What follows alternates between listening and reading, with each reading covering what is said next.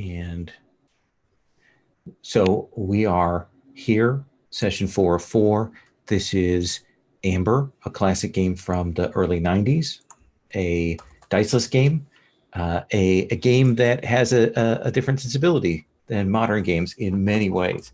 It is based on Roger Zelazny's Amber series, which is a series of novels from the 60s and 70s that have some really wonderful sweeping ideas.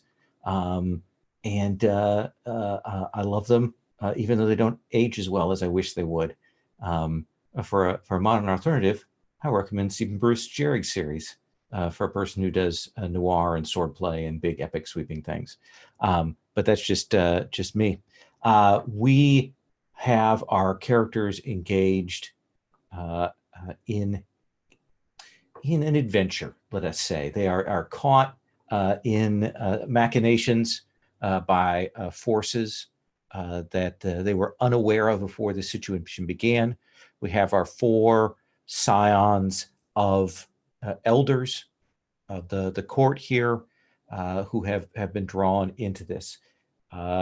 They had been pursued by forces that seem to be shaped by chaos in some ways, drawn by them, a chaos that was more organized or better made. The orcas were strange in their nature. That eventually led to the group pursuing a note of some strangeness out in the shadows, and Simon taking someone that he believed was a friend of his forward into Amber.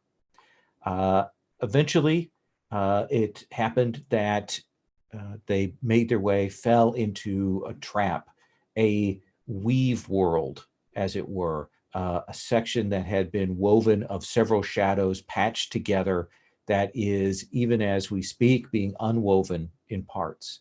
It was based upon a place called the Tower of Nosley, a significant landmark. And so several shadows that were adjacent to one another that all had these towers were patchwork together. And when our crew arrived, when they were able to see what was going on with this almost, I don't want to say torus, but cylindrical world, they saw that all of these people had been pressed in here and they were fighting, trying to figure out what was going on. There was a war that was happening there. When they arrived, our 3 earlier characters of Simon, Joanna, and Morgard discovered another one of their siblings, Rin, who had been earlier caught in a trap here. Rin, unusual in her skill with the trumps, that being the mark of her skill and talent. The group investigated through here, and it was in the process that they uncovered the truth about Catherine. They found Morgard's brother Bastian dead, and then they were able to, through these fake trumps that they had acquired, they were able to contact first Bray and rescue her.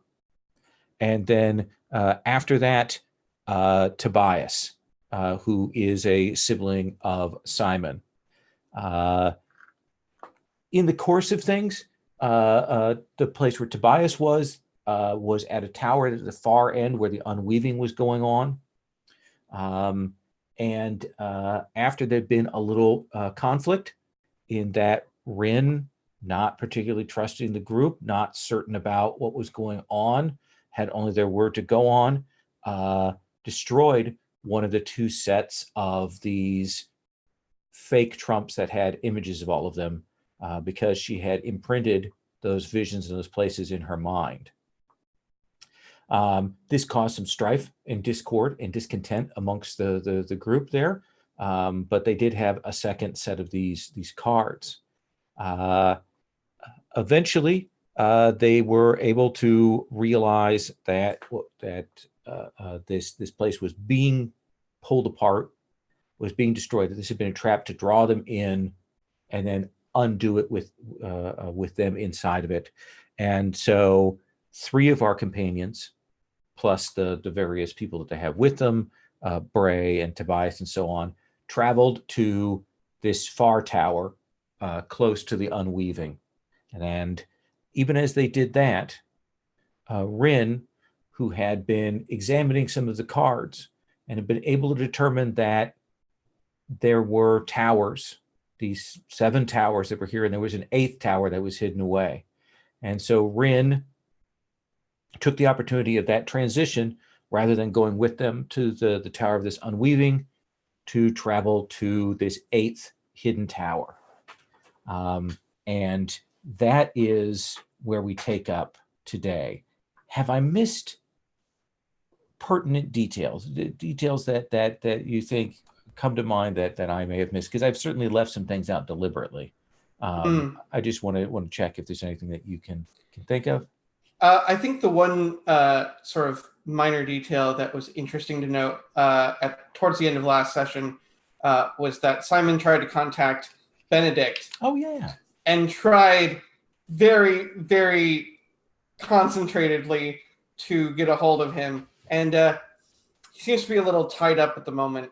But what's impressive is the fact that Simon got through to him at all, because it shouldn't be possible. So, yeah, at least it sort of confirmed that, hey, whoever the Catherine is back in Amber, intent ain't good. Let's start with Rin and get that scene sort of set up. Let's see where she's at. And then let's come back. I know that there have been discussion about joining your skills together in an effort to make your way out of the weave. But we'll come back to the 3 of you and company in a moment. Rin, you had taken the card that represented the tower, and you had used it, and you had gotten the echoes of several different towers till you found this hidden tower, and you used that and you stepped through. And almost immediately there's a sense of vertigo that you will have as you realize that you've stepped and you are on the edge of a precipice. The tower itself seems to be suspended in the center of this cylinder. So if you imagine this grand cylinder, tower itself is there, hovering in the center, its own cylinder as a tower aligned with the cylinder of the weave. There is a little bit of ground outside of it. So when you look down, all you can see all around you is the ground. You ought to be falling just by your own general sense of the gravity here, but you are standing upright. It is still a massive thing. These towers are huge. And it has definitely the feel of sorceries around it. What do you want to do? Yeah, I mean, I think Rin takes a second to kind of like get a hold of herself in that just like character emotional state. I haven't seen these people in like 20, 15 years, and it hasn't been going that great. So just like put that together, and then kind of like as she looks around and like sees the construction of this place, that like, okay, this doesn't make everything make sense, but this is weird in a different new way than where we were before. Absolutely. So do you want to move around and examine the place? Do you want to head inwards to see what you can find inside the tower? Yeah, that sounds like a great idea. Okay. Now, Rin, remind me, are you armed? No. Not with any like obvious weapons. Okay. Beyond her martial skill. Yeah. So you will make your way into this tower, and the thing that will strike you as you move inside is this clattering that you're hearing sort of echoing throughout, just all kinds of clattering and chittering kind of, and a steady rhythmic to it. And imagine that the towers themselves were large enough to have a town within them. And this one is of comparable size. So you will step inside, and a great grand stone archway. The inside is carving out these chambers here, almost Moria-like in some ways. And as you step inside, you will see that there are threads and strings everywhere that are running from place to place in a pattern, and every once in a while you'll see amongst a group of them like a shuttle, like from a loom, go past, and the whole place is kind of like moving to that, like the machinery of a loom is sort of, or multiple looms, or many looms are kind of running within this tower here. And you will see figures that are working at these looms. And as you approach, they're people. And I say that with a little bit of question mark, because they look woven. They look like the sort of the edge and the phrase of fabric and the kind of bits to them that say that they are not real people, but something constructed. And they seem to be just working these looms to know, like, it's hard to tell what they're making or what pattern is going on here. You could interfere with these things. You could move around and look further. You could move upwards. What do you think you want to do?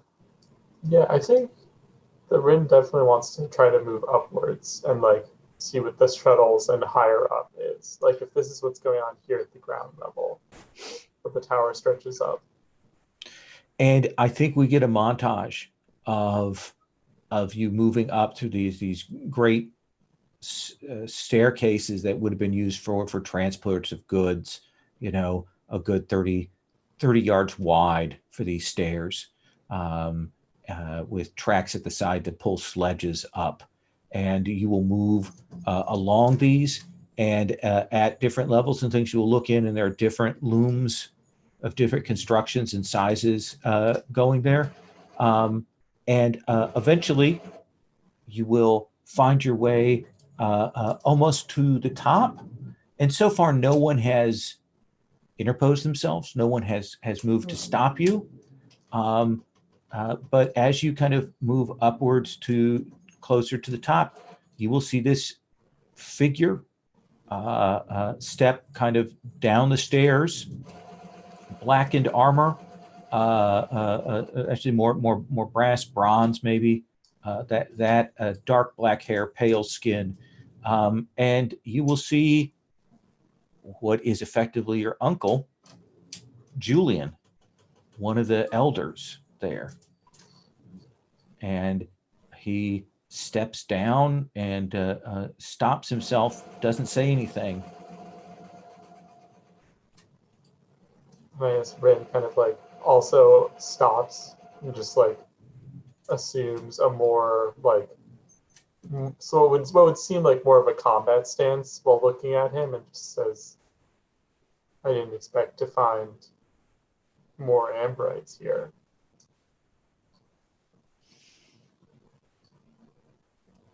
And he eyes you, and you see him stop as if he's maybe listening to someone, and he steps backward carefully up the steps, back away from you. Oh man, I don't know if I can sense if he's psychically linked to anyone, but I have a power word to disrupt it if he is. All right. So you want to use that? Sure. Let's see if we can just like, Rin is on like high alert. This person is very dangerous, and so like let's get all of my defensive measures ready, and has some power words to try to stop things that would interfere, and is kind of like advancing, maintaining even distance while keeping that up. Are you activating one of those words, or are you waiting? I think that I'm waiting until if I get a more clear sign. Okay. But the second that if he does anything that seems like it's directed at me, I want to do that. You will. He reaches the top. What is clearly the parapet of this tower. You can see the dizzying vista up and behind. Again, like being in space in some ways. The way that you kind of look down through this. And you also realize that the tower itself is moving backwards and forwards, up and down like a shuttle itself, down some kind of line through the middle of this. And this Julian steps back, and you can see that there are two other figures up here.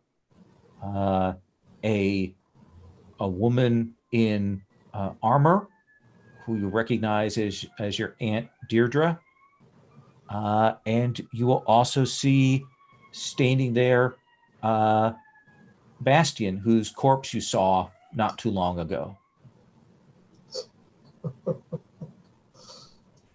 And yes, I did get that flicker with the card. And he will turn and he says, "And how did you learn all that?" And I guess Rin will draw out the mad trump card, the one that was left on her desk in her shadow, and kind of like throw it down on the space in between us. Well, you did send me an invitation. Yes, but you've not walked the pattern? How is it that you have these skills? Oh, you've put more than enough in this card here.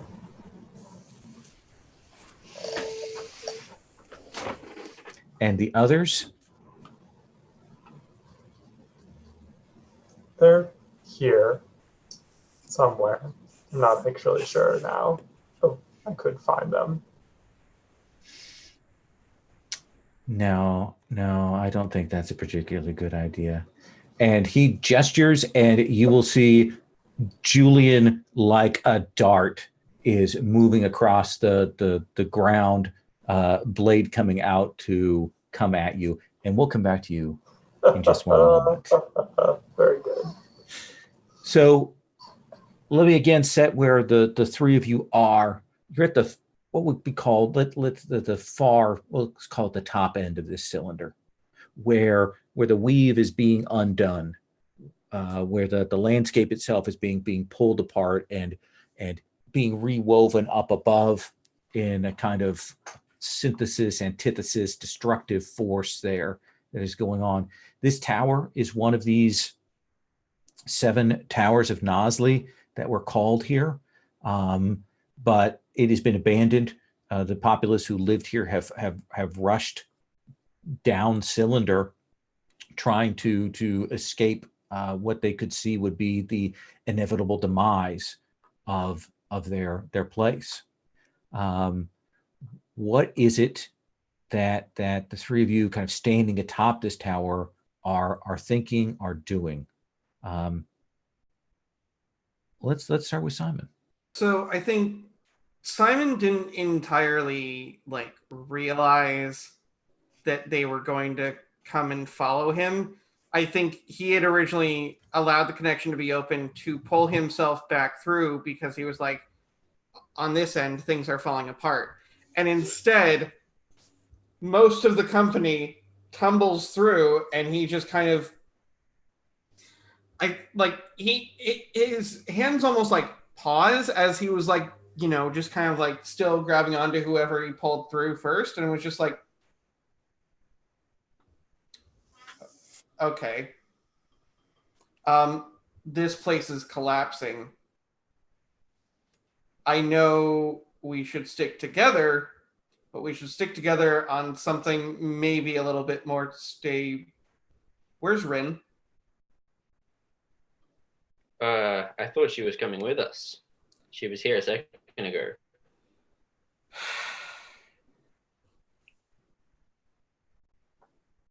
She probably traveled somewhere else. And maybe that's why she tore up the first deck.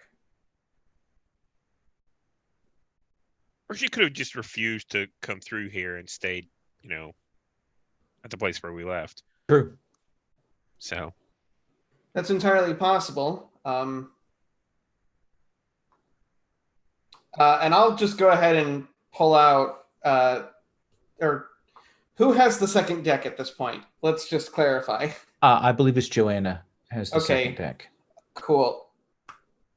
Joanna, would you or at least one of us be willing to check in to see where Rin might be? Because if Rin is available, technically we'll be able to just see that she's back where we left her. And if not, then something's amiss and we'd better work even faster. Sure. I mean, I think if she wants to go off on her own, then that's her business. But you can check, and I'll pull out the card and toss it to Simon. And Simon catches it and just goes, and I think he looks at it and is about to kind of check, but then just goes, look, we're all at odds right now, but if we don't actually figure out a way to work somewhat in tandem or together or whatever you want to call it, we could all die.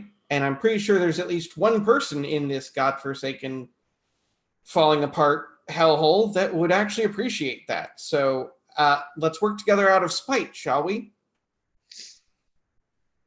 Sure. Great. I'm going to check on Rin. And when you go to do the card to activate that trump, you get that the card doesn't turn cold, which says to you either she's out of contact, something is blocking it, or she's deliberately rejecting contact. Well, hard to say either way what the case is, but she is unavailable at the moment. So let's at least focus on, and I think he just kind of gestures back to, the howling wind of the tapestry of sorts falling apart around them. Morgard, let's come to you for a moment, and then I want to come to Joanna and get her reaction. Morgard, you are a scholar. You are a person who has studied the pattern and so on. When we come to you and you see this vision, see this thing unlike anything you've seen with the nature of shadow itself, what is your reaction? So I think my reaction at first is, I'm half listening to what's going on with Simon and him trying to use the trumps. And I think I'm intensely watching the dissolution of this weave. I've studied the weave before, I've cut through it, and I'm looking for, no pun intended, for patterns in the weave. How can this be, someone has figured out a way to take shadow themselves and weave them into a trap and into other places. Mm-hmm. And I think it's studying those to see how this was done, and is there any way to repair it or pierce it? Yeah. Are you calling up the pattern in your mind? Is that what we're seeing here? Are you just kind of studying the situation? I think I'm studying the situation unless I see something that reminds me of the pattern itself. Well, at least right now, I mean, the thing is of a weird scale when you look at it, because the nature of the shadow itself, the substance and the dimensionality of it is being twisted and rewoven. You think for those on the ground who were seeing this, who arrived here, all they would have seen would be a howling void. But you can see the movement and the shape and the changing of the threads through it. But it's so completely unlike what you've seen before. For you, shadows are about adding and subtracting details. They're about gradations and shades. This is taken things and made them substance in a very different way, and reworked that substance. It suggests something about the nature of shadows and the pattern that is completely like outside of what you've experienced. That sounds very familiar. So I turned to Joanna, the resident expert in chaos, and I, tell her, what I'm seeing here really shouldn't be possible. I'm seeing shadow turn to substance and manipulated in a way that is mind-bending. And it seems related to me, it seems related to what I've seen of chaos. Do you see anything in this weird fabric shadow substance that seems familiar from chaos to you? Joanna, how do you approach this when this question is put to you? Is that something you want to engage with, or you have other things on your mind?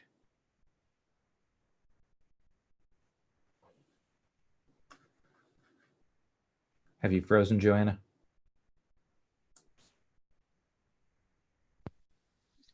I think you may have frozen. Oh.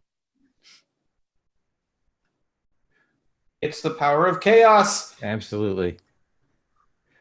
Well, we'll give Joanna a moment here to come back. So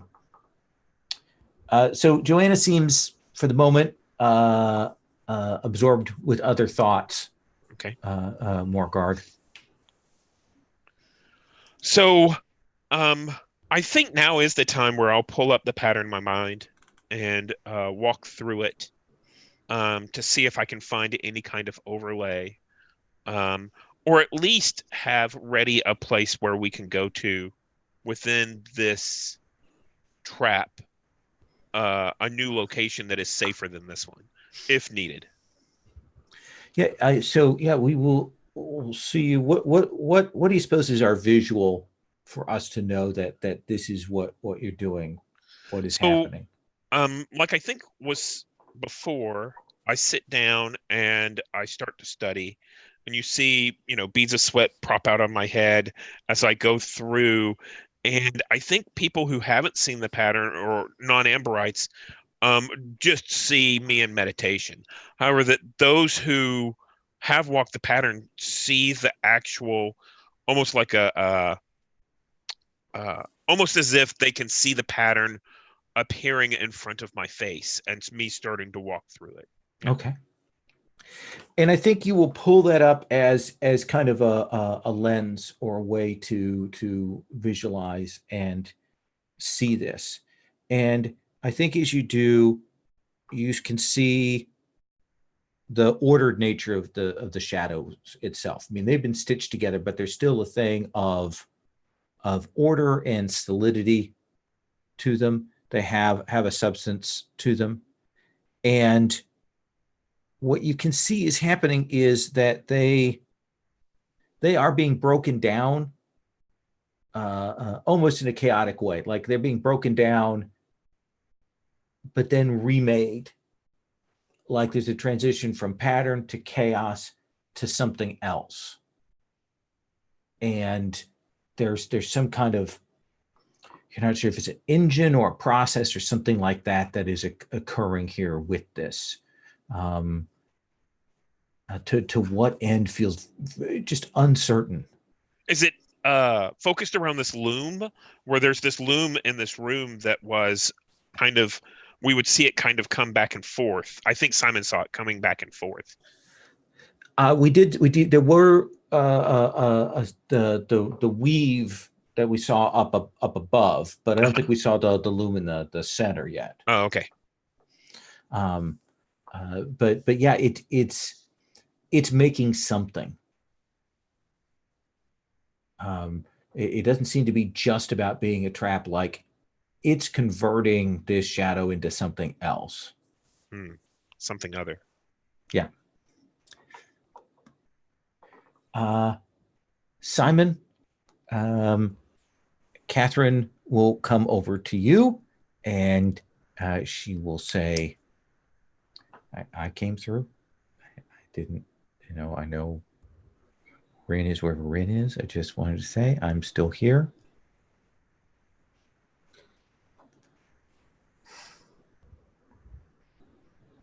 It's appreciated.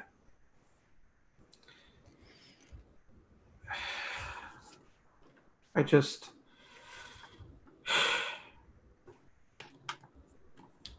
Whoever this person is... Sorry. I paused midway because I was like, hooray, Joanna's back. Sorry about that. My internet just kind of shut itself for a little bit. Oh, sorry, no problem. What did I miss? Morgard was looking further into the matters, and when you froze, he was asking you a question. I'm going to finish this bit with Simon, and I'm going to come to you, and then I'm going to head back to Rin, okay? What else? What do you say to Catherine? Yeah, so I think I just kind of rub my eyes, and I just mutter, whoever it is we're dealing with, I mean, I even get the sense that whether or not they're an Amberite, they know Amberites well enough to know that a little misdirection goes a long way, and just we can be at each other's throats until we all die. And this just feels like a really... This is not the way I want to go. Agreed. Yeah, well. I am sorry. I had no idea any of this was coming. We all have power and ambition and strive for more, but we can't tell the future, so I don't blame you for what's happening. The other person, the other you, whatever, well, we'll just see how many punches I can get in before someone pulls me off. She nods. Morgard, do you want to frame your question to Joanna again? I certainly will. So I think my question was, what I'm seeing is a structure of where the shadows themselves are being torn apart and then woven together, but they're not. It doesn't seem to be a part of the pattern. It seems to be very chaotic, and I wanted to see if you had seen such a thing in your experience with chaos. I don't know, Lowell. Have I seen anything like this when I went to the Courts of Chaos? So when chaos takes something apart, what's your visualization of that? Like, how do you imagine that occurs, Joanna?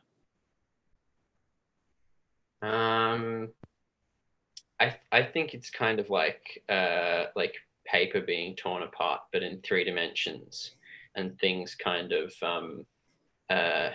dissolving into their constituent parts.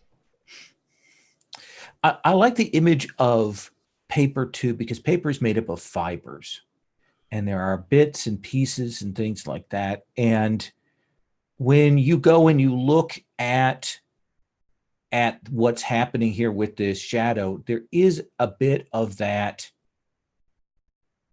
deconstruction, that falling apart of the world that you see when you stand at the edge of the sea of chaos, at the thing where all pattern ends, when shadows and things almost like icebergs fall into the warm water of that sea and come apart. So there's shadow, and the chaos is definitely being used to unweave, and then it's being rewoven. So that feels familiar to you. Does that make sense? Yeah. Can I see any of the ends of these threads? You could try and extend your shadow threads, your chaos threads, or the Logris tendrils out into it if you wanted. All right. Well, without consulting with Morgard, I am going to extend one of my Logris tendrils into the void and try and grab the end of a thread if I can and pull it back to me. And I think you can do that. And the others will see, as we've described before, the shadows going out and reaching out into that void. And then Morgard, Simon, you will see Joanna go off the tower as that thread is pulled into the loom. We'll come back to you three in just one moment. Rin, this Julian is running at you, blade in hand. He is an elder Amberite. Yeah. He is definitely above you in skill. How do you want to deal with this? Yeah, I want to do two things. Is that I want to use Simon's card to send an image of Bastion standing here on the tower. Okay. And then I want to use my Word of Power Neural Disrupt to make Julian like twitch or move a little bit enough that I can like not just get cut down immediately. Are you more interested in contacting Simon to draw his aid or evading this blow?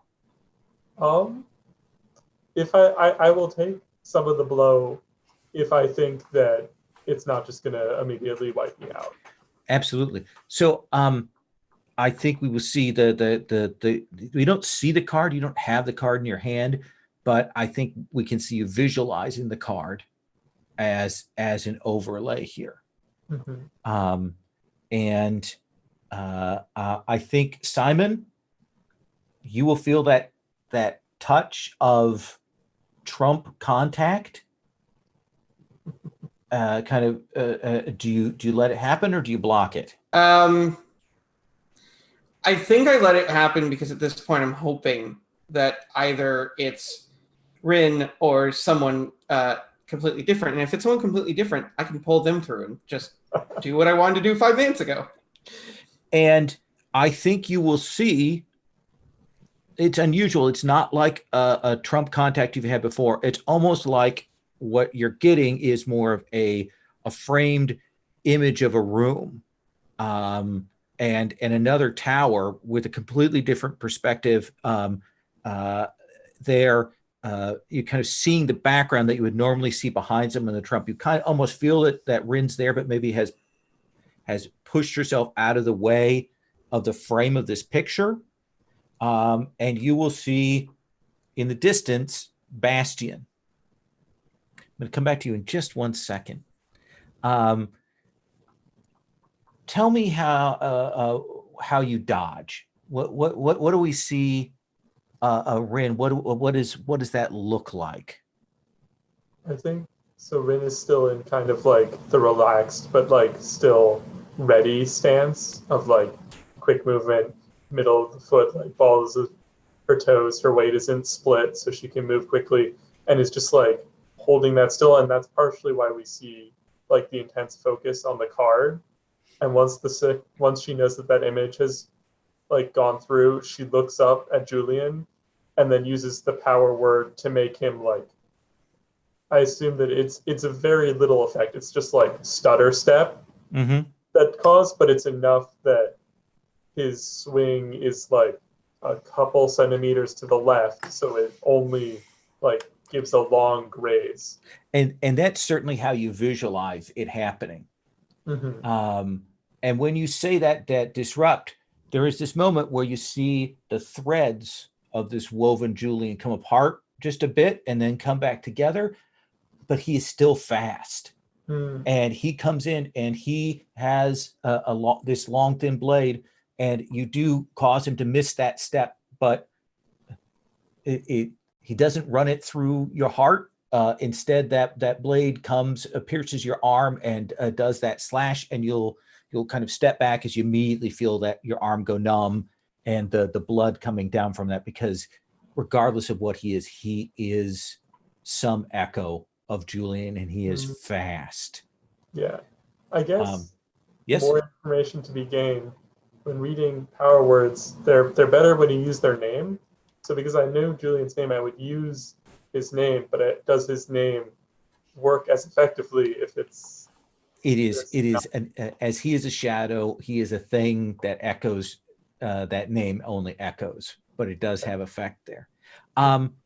Simon, you see that the others are engaged with that, but even at the corner of your eye, you also see Joanna getting yanked off the top of this tower.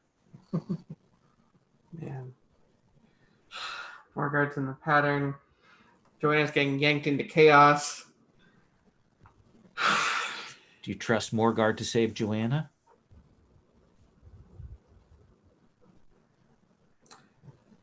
Against my better judgment, yes. So I'm gonna dive. Who am I saying? Against my better judgment, Morgard's probably the one I could trust the most. But I definitely will kind of like, I turn my head slightly to where Morgard is concentrating. And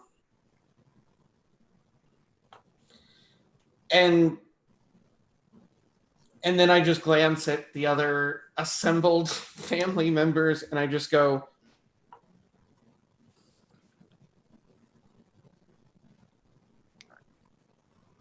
actually, I think I just shrug and I'm just like, duty calls.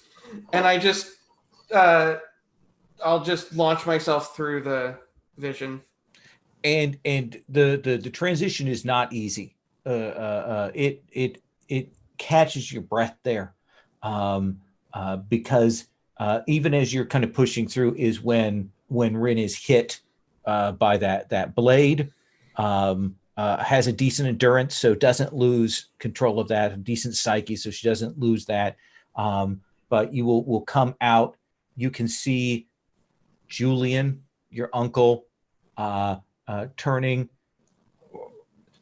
on his heel, raising himself up. The blade is down. You see he pulls a poniard out from beneath the cloak to go into a 2-weapon style, which seems to say to you that he's serious about this, and moves to close the gap between himself and Rin.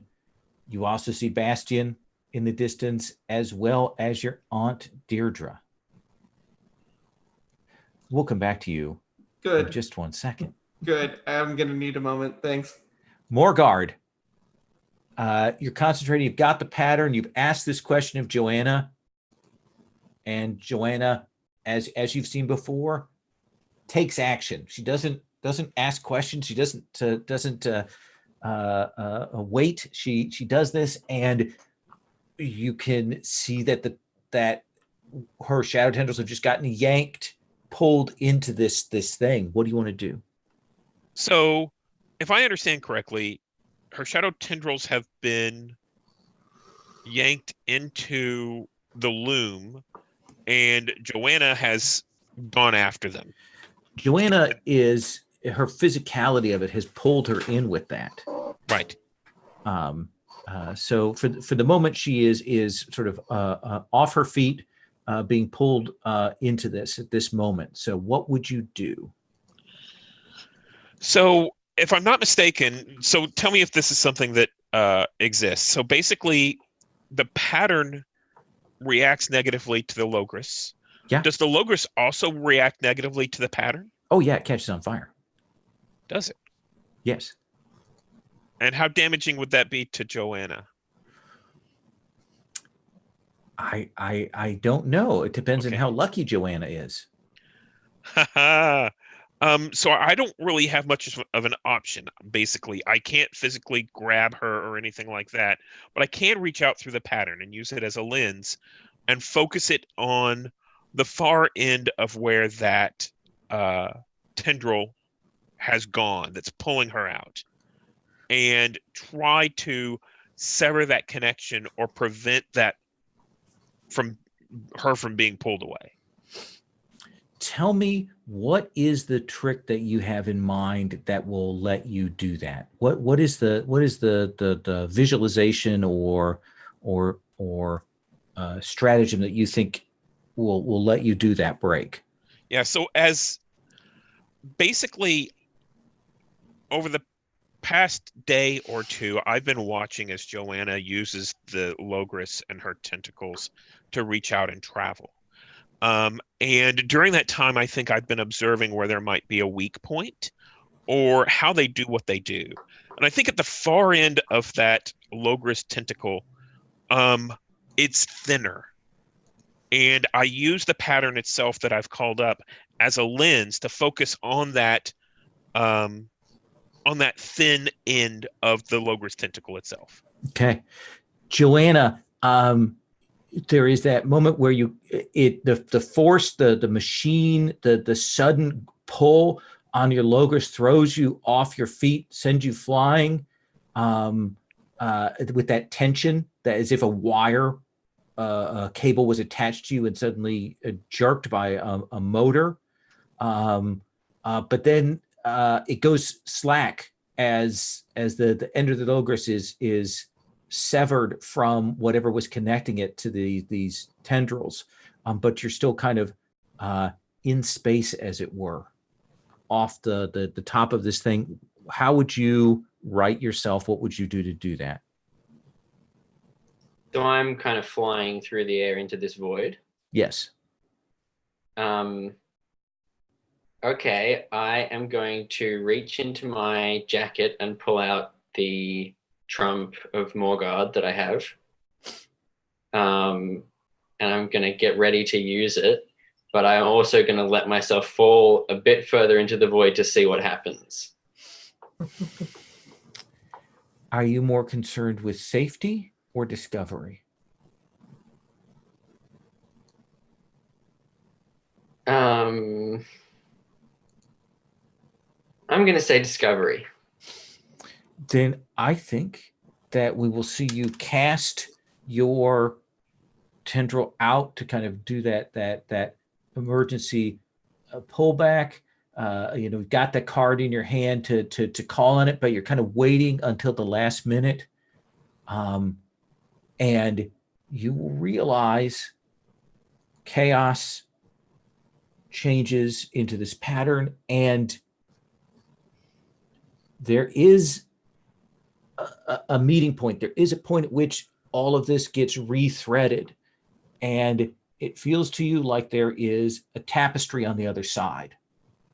Like this is being remade. There is a point there. It's not big.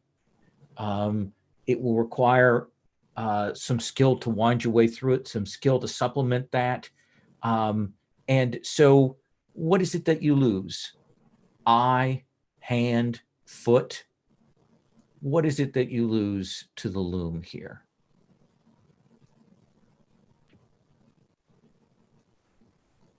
I'm going to say I lose a hand. Okay. So you've got your card out to do that contact, and your hand kind of brushes into that, and you will feel all of the weave and lines and contact of your hand kind of explode outward as that hand is just unwoven. Something that you've never felt, because you're chaos and you know how to hold your hand, your body together, but it has a mind of its own, and it pulls that off before you can kind of make that contact with Morgard. Does that seem fair? Sure. Okay. Rin, you see Simon has tumbled out. You have 3 foes of varying quality here. One has already dealt you a nasty wound across the arm. It is only Simon that has come through at this moment. What do you want to do? I think that I'm gonna go after Bastion. Okay. Tell me how you wish to do that. I think gonna be leading on him to try to do a grapple. Obviously, Mhm. that'll be harder with my wounded arm, but I think that if I can like get him into more close quarters, I can try to like get him. If I can get him down, then there are some moves that you could do with like just legs that I kind of want to. It seems like if he's talking and seems to know more about this, then he might have more control over the constructs. So your intent is to move away from Julian's blows, close the gap over to Bastion, and see if you can lay hands upon him. Yes. How is it that, I mean, Jul, you've used your gambit with the disruption. Mhm. How is it now that you evade? Yeah, I think. Let me see. I mean, I think in some ways that using Rin's martial experience to help evade, but I don't. I think that it's also just like accepting the gambit and the sacrifice and like getting more hurt, but concentrating it just on that one side. But it's like, Sure. I can just block with this arm because this arm's already messed up. So who cares if it just gets cut more? Do you imagine that her with her martial arts, her movement style is it a more tumbling? Is it more sinuous, like a snake style? Is it more a deliberate trying to put off balance? How do you imagine that style? I think that the Rin was using more like Aikido flowy type style before, but I think that what she wants to do to Bastion is maybe something closer to like jujitsu than doing a full throw. That I want to like get him down and get tangled up with him to the point where Julian would have a hard time stabbing me without also stabbing Bastion. So I think that because of the distraction of Simon coming through, that you will be able to move and begin to close that gap. You move out of Julian's immediate attack range. He has to deal with another foe here, and you're moving up onto Bastion, who has Deirdre by him. So we will come back to you in just a moment. Simon, I want to get what you're doing, and then I want to roll through Joanna and Morgard. So I think, once I catch my breath and kind of realize what's going on, I consciously make the choice that this is not all the elders of my family going against a Shadow Rin, but quite the other way around, as evidenced by the bloody arm. And I think that as Rin sort of passes by, I just kind of take like 5-10 foot step and just kind of like position myself, directly interposing myself between where Rin is headed and Julian, because at this point, I'm going to like, that's what I'm closest to, and I'm going to be able to hopefully like fend him off in some way to give Rin a chance. He moves in classic style, long sword, sharp, thin blade, poignard in the other, moves one hand up then the other, poking and prodding at your defenses. You think one-on-one here, as things stand, he might be able to take you. I mean, you will see that very quickly in his skill as he engages with you. Okay. How do you want to, what do you want to do? Let me think for a moment. Yeah.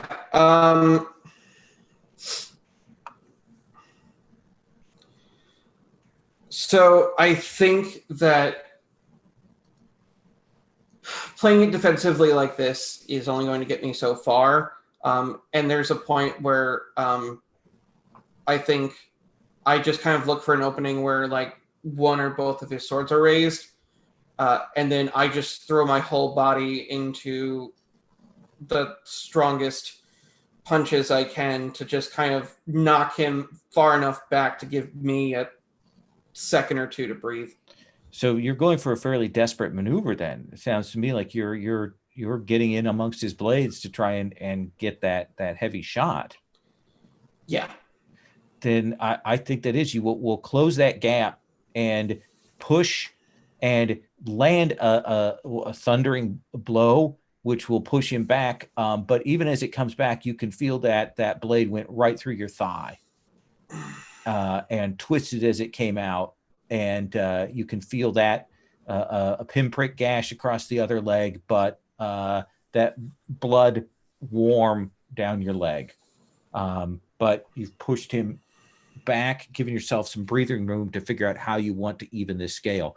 We'll come back to you in just one moment. Let's actually start with Morgard, and then we're going to come to Joanna. Morgard, Joanna contacts you to be pulled through. Oh, and I think I reach through and yank Joanna, as quickly as I can. And you will pull through. It does take a good measure of your strength to do this, to pull it away. And when Joanna comes through, you will see that her left or right hand, Joanna? Right hand. Right hand is gone.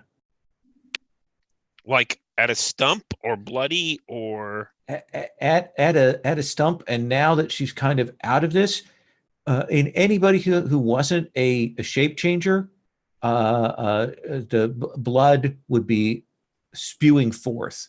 But Joanna is a shape changer and has certainly the skill enough and the wisdom enough to staunch that. I see. And Simon is gone. Right. So I think I turn to the rest. I think, if I'm not mistaken, Bray and Catherine are here. Mm-hmm. And I tell them, I tell Joanna, I'm like, this place is way too dangerous. And I think we were barely able to get you out without it costing your existence. We should get away. No, I was so close. I could see the other side of the wave, and I almost reached it, but then it got me. I think if you it's possible to unpick the point where it all weaves together. It's possible to disrupt it. Is that right, Lo? Could be. What I think. We'll find out, won't we? And then what happens if you pick it and stop it? I don't know. We get out of here, hopefully. Then I can go get my armies and come back and mess up whoever's caused all this. Do you think it's worth losing more than just a hand? I mean, what's the alternative? You want to go back into this trap? We can probably, I don't know. I would prefer to know more about what's going on before we make a desperate action. Also, what happened to Simon? If I'm not mistaken, he was contacted via Trump and went through. Did we see well enough where he was going through to? I think you have a decent enough psyche. You would have seen that transition of Trump. You wouldn't have seen who called him, but you would have seen him go somewhere via Trump. Okay. And, of course, if he was called via Trump and went, it's probably most likely that this was Rin, our Trump master, as opposed to someone outside of the weave. But there's always possibilities.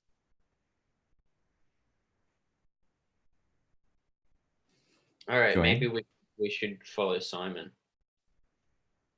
But I really think that I don't know if I could brace myself enough to be supported, then I could get into that void and maybe tear it apart with my Logris. But I don't know.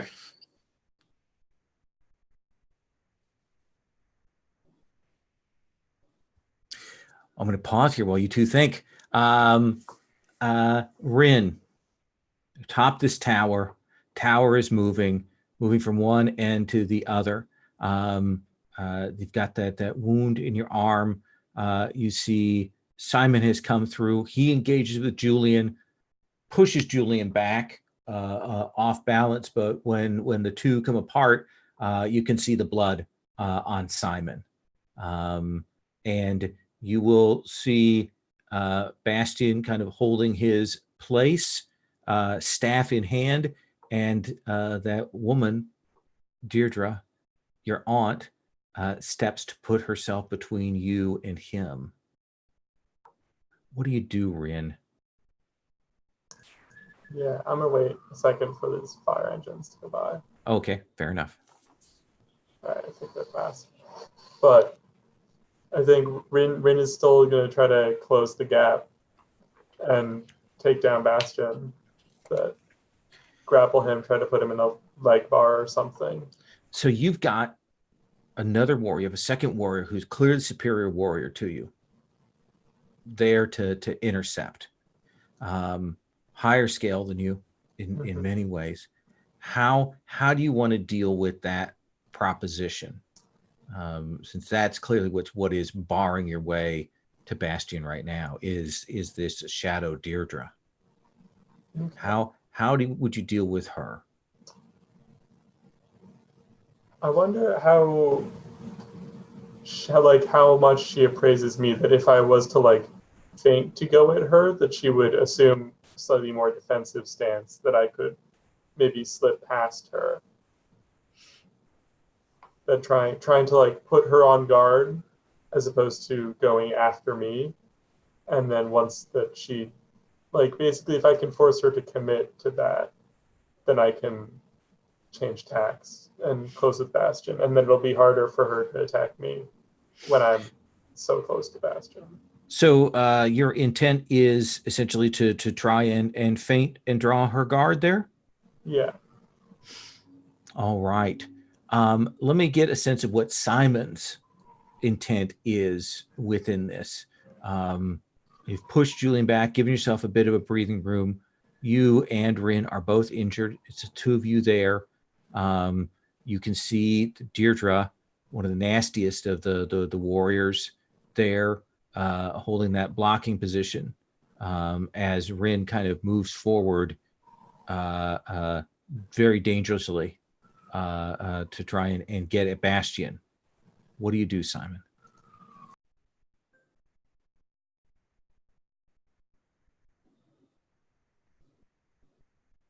It's funny because now of all times do I actually listen to myself.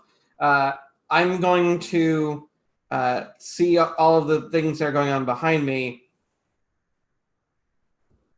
And I am going to let Julian do whatever he's going to do and dive towards where Rin is headed to give Deirdre 2 targets.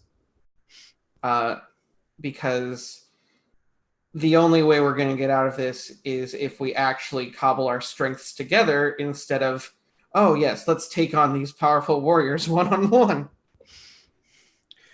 And I think that you will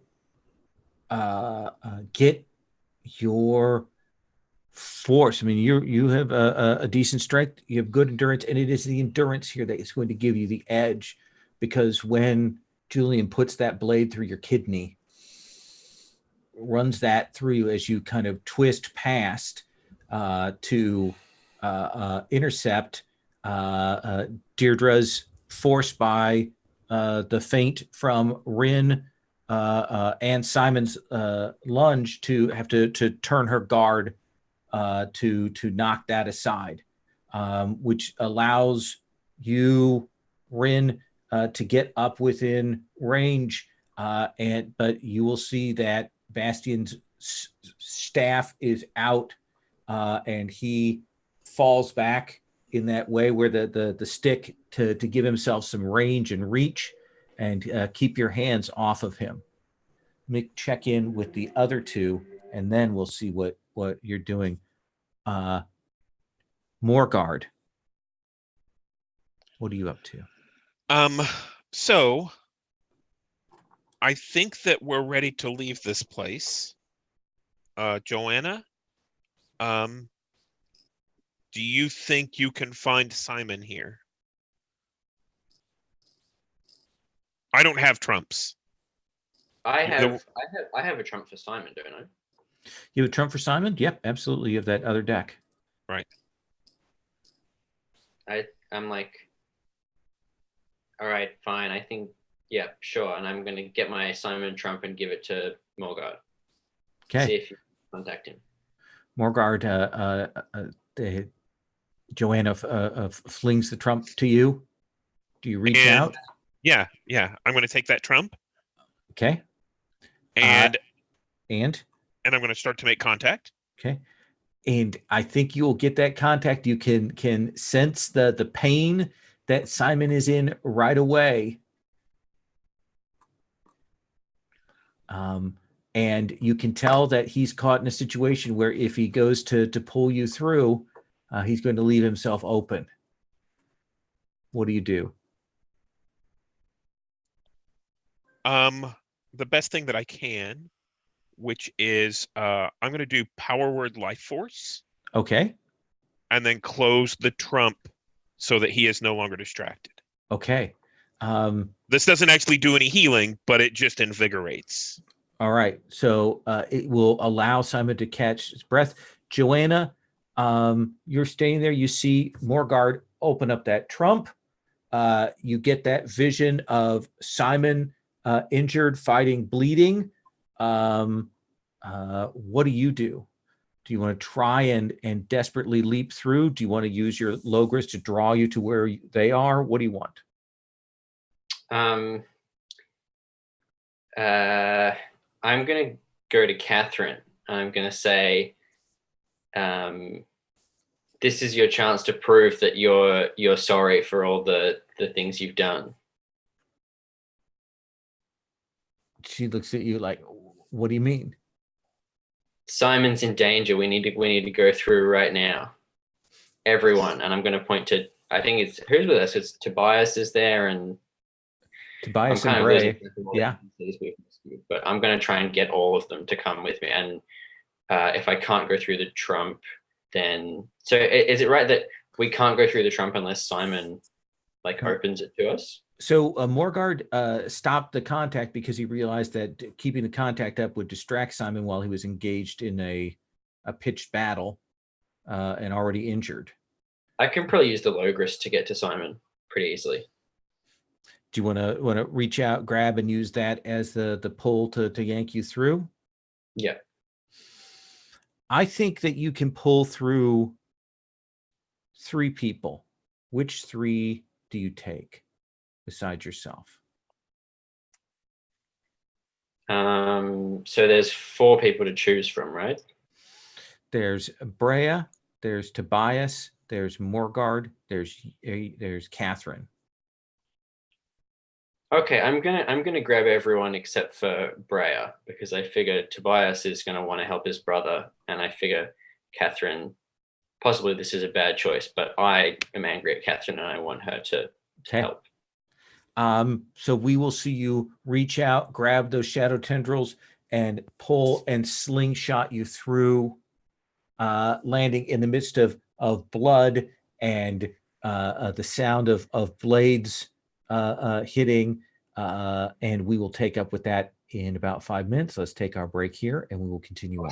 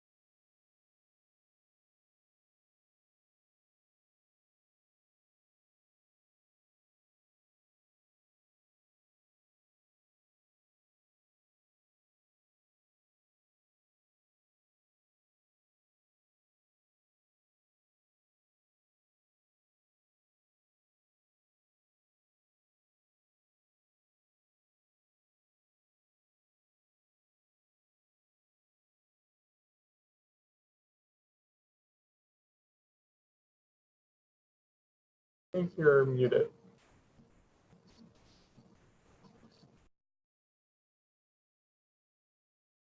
Right around the little corner here, I can see my mute thing. So our situation is this.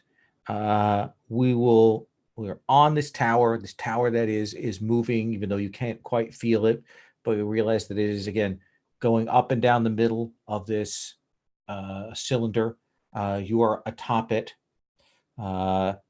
There, right now we see Joanna, Morgard, Tobias, and Catherine wrenched into the situation by the force of the Logris. And we also see Simon, bloodied and bleeding, caught between right now a shadow Julian and a shadow, and I guess I let just say rather woven Julian and a woven Deirdre, who have closed, drawing their attention. And we can see that Rin has moved up on Bastion, who is using his staff to keep some range between himself and her. So let's work from the outer perimeter inwards, shall we? Morgard, you're confronted by this vista, confronted by this tableau of people here. There is blood aplenty. What do you want to do?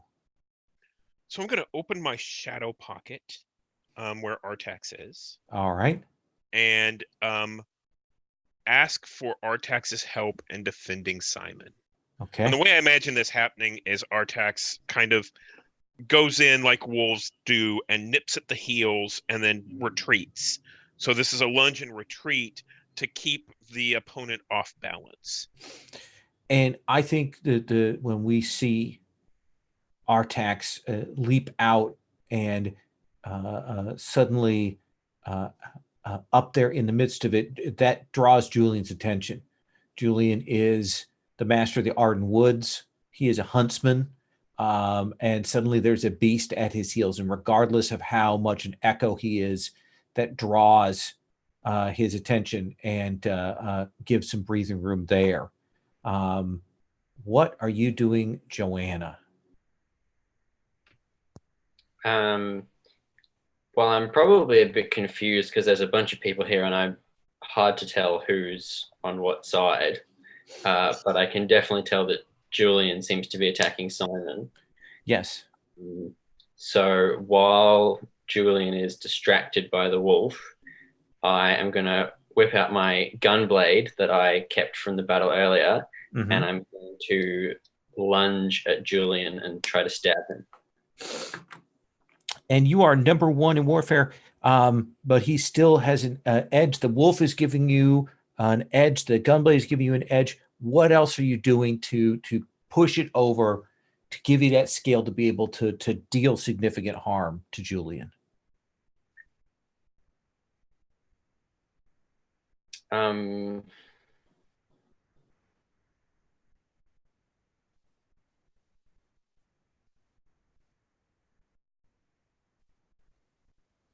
All right, so Julian is like kind of a knight character, isn't he? Yeah. He's got a sword. So I am going to lunge at him or swing at him in such a way that he would block my sword, but he doesn't know that my sword is also a gun. And so when the swords clash, I'm gonna kind of lever it into a position where the gun on the sword is pointing at him, and I'm gonna pull the trigger. And the impact won't penetrate the armor, but it'll certainly jar him back. And you'll be able to get that blade and do a significant cut into his arm with the poniard, and he will drop his second blade. And he's definitely on the ropes here. Simon, you will see when we come to you, Julian, between Joanna and the gunblade and the wolf, might be possible to finish him off, but you've also still got Deirdre, and you've also still got Rin engaged with Bastion, and you don't know what Bastion is like. You don't know if he's on the same scale or not. Deirdre, you know, is definitely going to be a moment worth of damage here. What do you want to do? Is it better to finish something or lay in some hits? What do you think? So what's Deirdre's position on me, weapons-wise? Weapons-wise, she has a bastard sword. So it's a sword and a half, and she is swinging that around with some ease. Oh boy, another strong one. Well, the fun thing about strength is that the more you have of it, the more weight you have, the easier you are actually to throw around when someone can. So I think there's going to be a point where I will make a risky maneuver to take more of the brunt of the bastard sword as it lands a blow on me, but use that momentum to just like twist my body to where the sword is like lodged in me, throw Deirdre at Julian. I think that you will take that hit, and again, it lands hard. And I think when you go to do that grab and throw, she is strong, and there's that tug, and both of you go slamming into Julian. And I think that's the point at which the gunblade swirls around and probably runs Julian through. But Julian's down, Simon, you're down, and you're seeing stars right now. You can feel that wound there, the blood coming out of your kidney. Even with that power word, it's still off kilter. Rin, how are you approaching this? Don't necessarily have a measure of this guy yet, but he's trying to keep you at a distance. What do we see you do? I think that Rin is gonna kind of go all in on attack and try to get under the staff. So like do almost like a slide tackle thing. Okay. Wrap him up with her legs and like take him down to the ground. I think, given the how relatively evenly you're matched, that you can do that steady pull back. There's some distraction there. Run in and take him down. But that staff comes around and he clocks you across that forehead.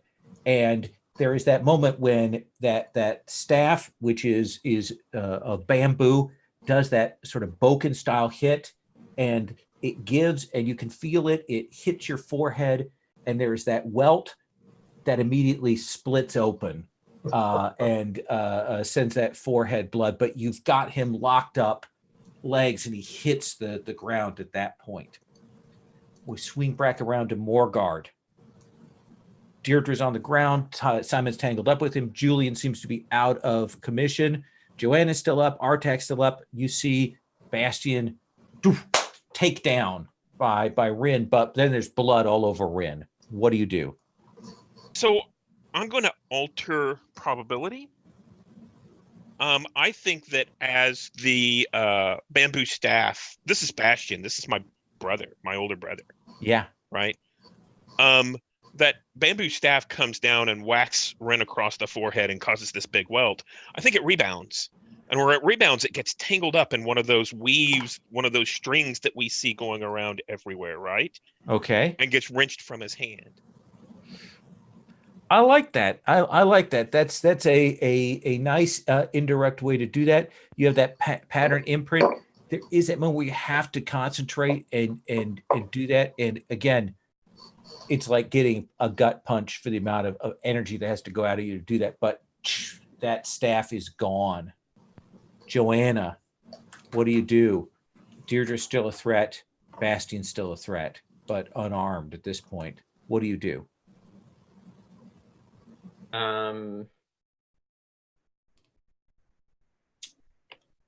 Deirdre is kind of like tangled up, lying on top of Simon. They sort of fell together. Yeah, there are big blades and blood and armor and two very strong foes. What do you do?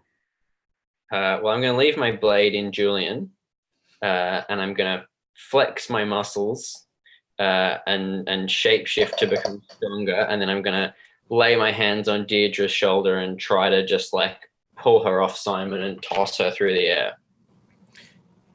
And given her strength, I think you can pull her up and off, but there is that moment where she's kind of getting her balance and fighting you on that. And you've got her sort of held there. Simon, what do you do?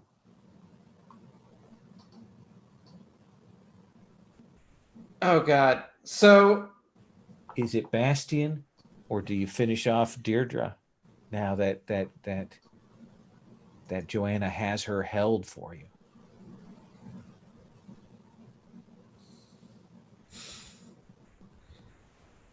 oh man. I mean, gotta deal with the clear and present danger. So I'll I think, kind of shaking the stars out, I'll just kind of go, no hard feelings, aunt, and just kind of gut punch as hard as I can. And you kind of cock back and again the sort of the rippled monstrous version of Joanna has her held, and you will drive that in, and the substance of this thing will give when you punch that. And as you can look down and you're now seeing sort of the threads of Julian falling apart, it almost bursts like you punched a rag doll and the strings came apart when you punch her. Okay. Rin, it's hard to see through the blood, but you'll hear a grunt, and you have a sense that Bastion no longer has his weapon. You're both on the ground. He is clearly going for a dagger, kind of trying to lock the legs and move the arm up so maybe he can put it into your throat. What do you do? Yeah, I think that I want to get some of his legs in a leg bar and then just like force that to probably, I mean, if he isn't going to stop, just like break them. Okay. And I think there is that equal match exchange. I think that we will hear the snap of one of his legs from this, even as he buries that dagger into your shoulder, and you're both probably crying out now from the pain. But again, just the even match there. Morgard, you will see that. Looks like Rin is holding her own one-on-one. You hear the crack of bone, but the knife goes into her shoulder. And this bastion doesn't look like a fabric bastion. No. This is a real looking bastion, or someone who can shapeshift and look real. That is correct.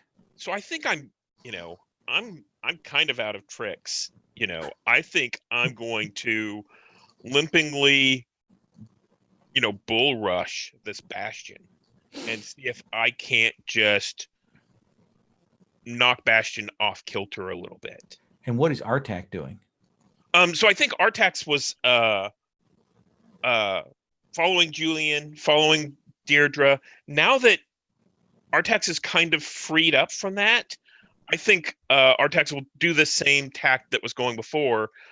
Rush in, see if they can't put the opponent off, Bastion off balance.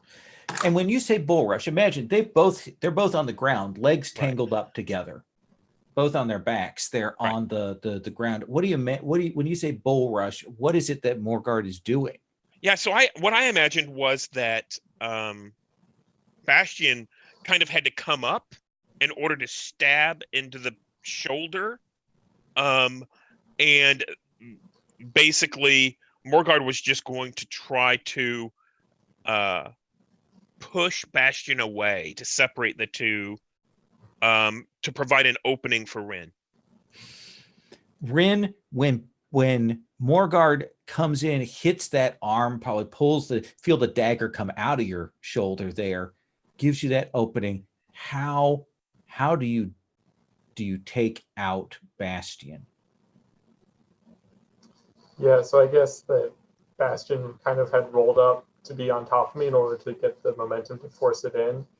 And that as the wolf like knocks him back, that Rin will kind of like, with her one good hand, drag up and then herself up and just like lean her elbow on his throat and just like lean down with body weight and choke him out.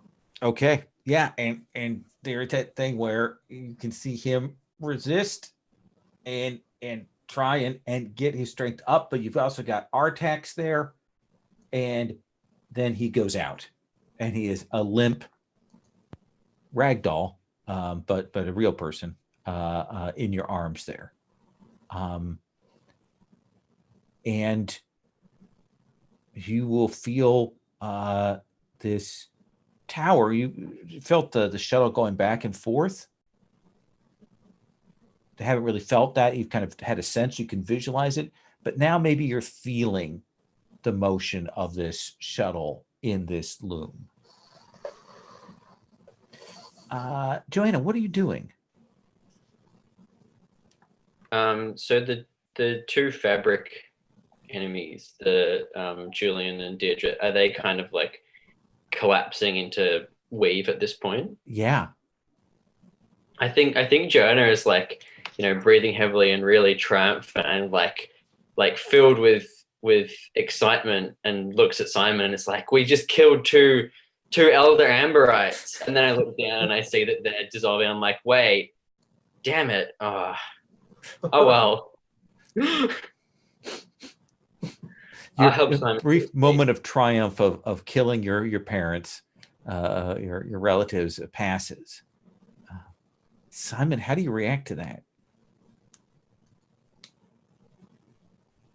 I don't know if Simon even has the wherewithal to react to that, because that is the most Joanna statement that has ever been said. Just like, we killed them! Oh, darn it. Because I feel like everyone else is feeling some sort of tension over the moment. And Joanna's just like, yes. And I just kind of, like, I would roll my eyes if there weren't already still leftover stars from just kind of everything. And I just rub them and I go, I mean, I can't think of many Elder Amberites that would be caught dead in whatever this place is. But, at least, shadow woven whatevers of those two and woven Bastion, because I don't think Simon's actually looked closely at Bastion yet to see that, hey, he's not collapsing. Yeah, I think you will look and you can see Rin bloodied but getting up. Bastion is still there, but unconscious, and the world is kind of zipping past back and forth in the as you ride this tower back and forth.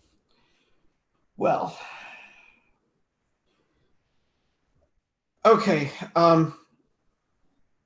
Let me get a sense of what Rin is saying, since Rin has accomplished this task, and kind of dragged you all here. What are you doing, Rin? Yeah, I think that Rin almost even doesn't get up that much. Just like after using her body weight to choke out Bastion, just kind of like rolls over, and you just get the like, if we're shooting this from a camera, that you get the camera shot of them both just lying next to each other, incredibly beat up, and then Rin leans over and looks at Simon and just says, "I wasn't sure if you were going to come."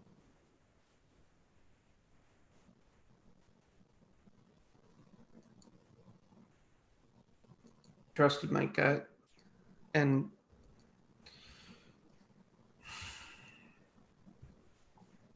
however long it's been, I wasn't just going to let you die.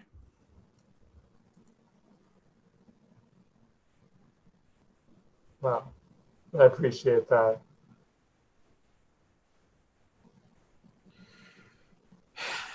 Yeah, well, we could all still die, so. It's a problem for 5 minutes from now. Morgard? What are you up to? So I think Morgard, being the least wounded of everyone, collapses in exhaustion and is like, "Oh, that was just an impossible fight." And I kind of look around, and I think I'm lying on the ground near where Bastion has fallen. And I think I start staring up at all of the different strings and weaves in this tower. And, my analytical brain just kind of goes to, what is this doing? We're moving back and forth in a much more noticeable way. How does this all piece together? And starts concentrating and thinking about that almost as a distraction. That seems fair. Let me come back to you with a something of an answer on that in a moment. Joanna, what's your take on all this? Still kind of confused. Like I think I look over and I see that Rin has defeated Bastion, and it takes me a moment to be like, hang on, so is that a good thing or a bad thing? No, so Rin is on our side, right? And Bastion was dead, but is now not, but might be a shape. Well, anyway, we won.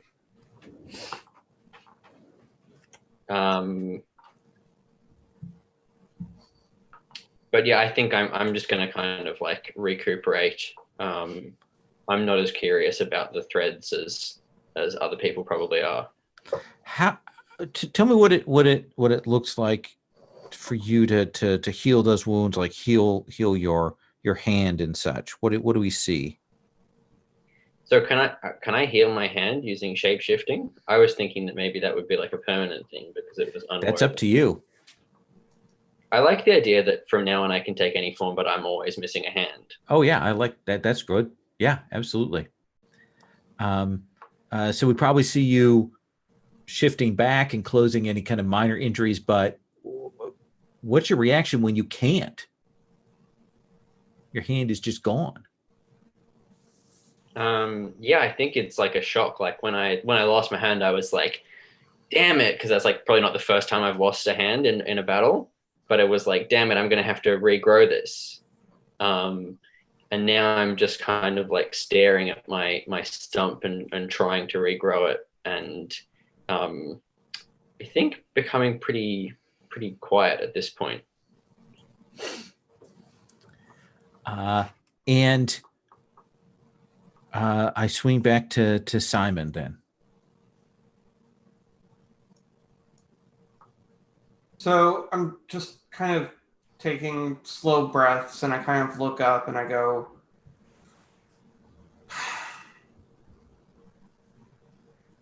so if it's taking all of these threads and weaving them together, and I don't see a way to reverse it necessarily, but is there a way to like ride one of them out of here? Am I talking to myself at this point? Morgard? No. Tell me, Morgard, how would you use this? Effectively, the thing that you have that you're in right now is the shuttle of the loom. How would you use that to get out, as you realize that that's sort of the crucial bit right now in the machinery of this thing? So I think the shuttle is moving back and forth, and typically there would be a thread kind of being woven with this shuttle. Mm-hmm. And there's a tension there as this thread is drawn back and forth so that it stays taut.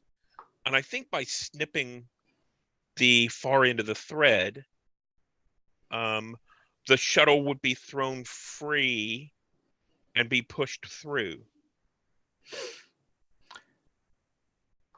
I like that. How are you going to snip that thread? So, we entered this trap by snipping the weave that we saw in the tower that we were in. And I think it's going to require cooperation because this isn't a weave in front of us. This is a weave far away.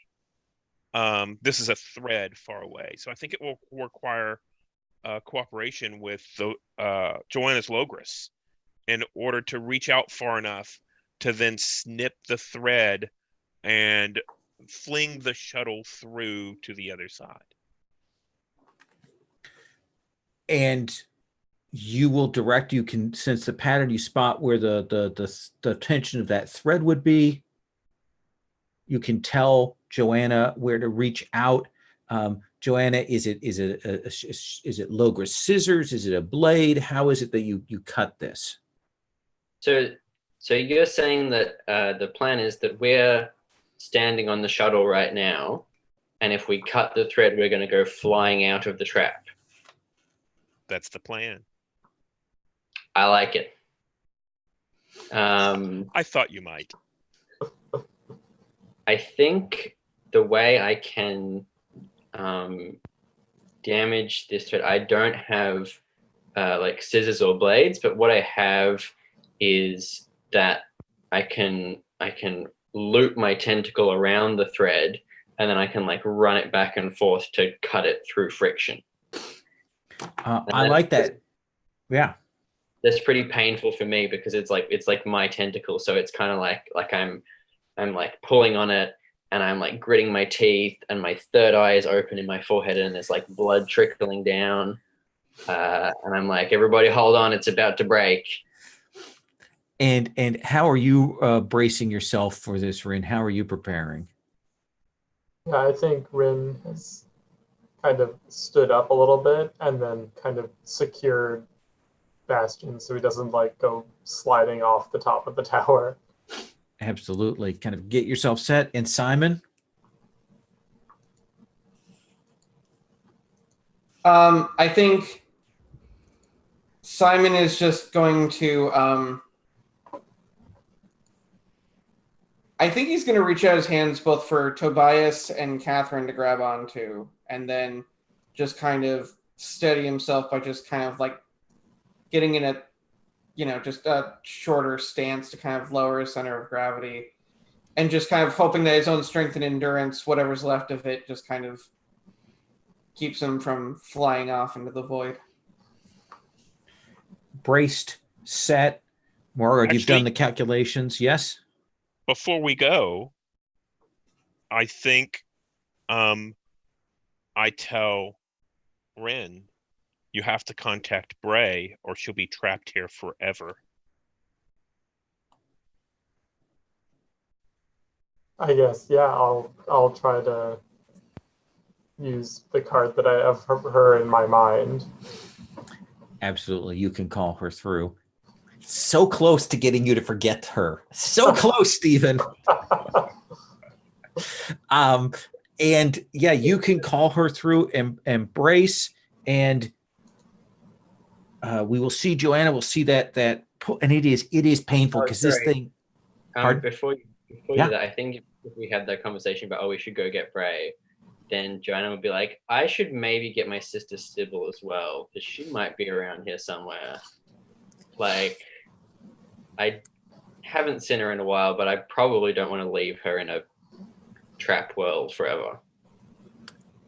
Do you do that? Do you save your sister? Sure.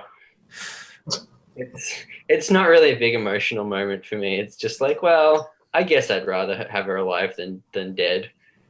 So I'm going to get out the Sybil Trump and see if I can call her. Yeah, and you can make contact with her, and she is trapped among the fighting, and you can pull her through if you wish.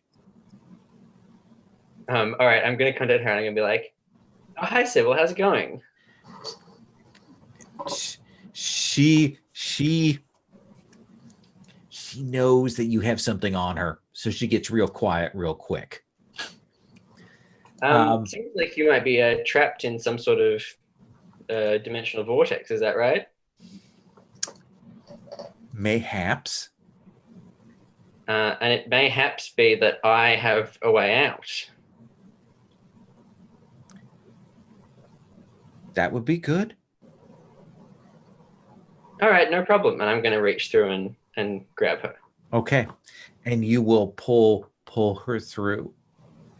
And then we see you do that pull, do that friction, and we see that shuttle snap. And the shuttle flies towards the end where that void is, where the process of the undoing and reweaving is happening. Even as that splits apart, even as that comes apart, as the shuttle hits that, and you will find yourselves flung through.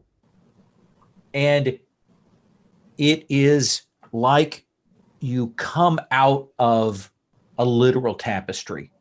The scale changes, the whole thing, the tower changes.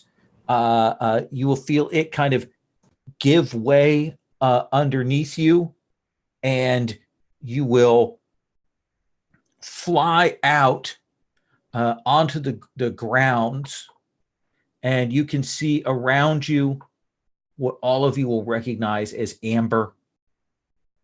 And you will see that there is a battle raging,